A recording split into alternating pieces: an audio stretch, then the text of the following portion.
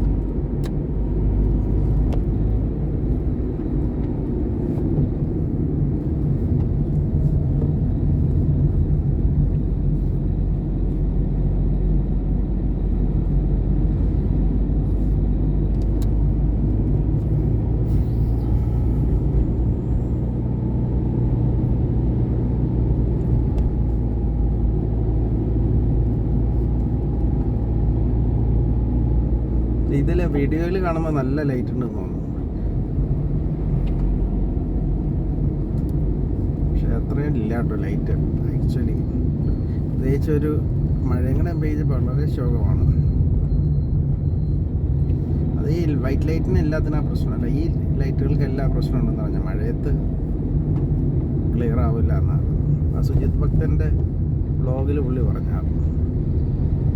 മറ്റേ ലൈറ്റ് ഇടാനായിട്ട് മറ്റേ ഇവരെ സമ്മതിക്കില്ല എന്ന് അലവിടെ ആണോന്ന് എനിക്കറിയില്ല കേട്ടോ. മറ്റേ ടൈപ്പ് ഈ മൂന്നാർ സൈഡിലേക്ക് പോണവരൊക്കെ ഇടാറുണ്ട്.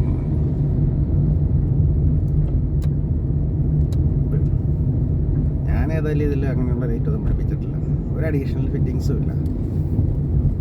അതിപ്പോഴല്ല, ഒരു വണ്ടിയിൽ ഞാൻ അഡീഷണൽ പിടിപ്പിക്കാറില്ല.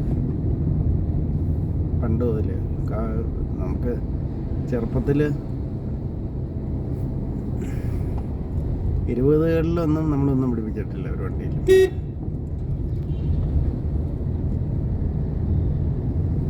ഇത് അങ്ങനെ ഒരു ക്രേസ് ഉണ്ടായിരുന്നില്ല കേട്ടോ, അഡീഷണൽ ഫിറ്റിങ്സ് പിടിപ്പിക്കുക. കാരണം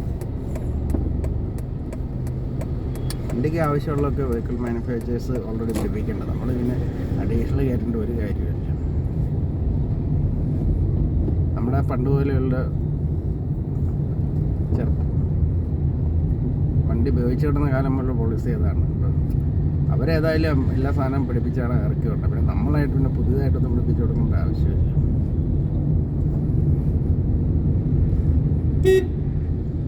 അങ്ങനെ ചെയ്യുന്ന ആളുകളുണ്ട് കേട്ടോ, ഇങ്ങനെ പിള്ളേർ ചെത്ത് പിള്ളേരിങ്ങനെ ചെത്ത് സ്റ്റൈലിലുള്ള സാധനങ്ങളൊക്കെ ഉപയോഗിച്ച് ഇങ്ങനെ പോണ കാണാം.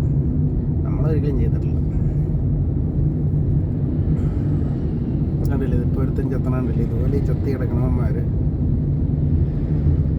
ഒക്കെ പിടിപ്പിക്കും.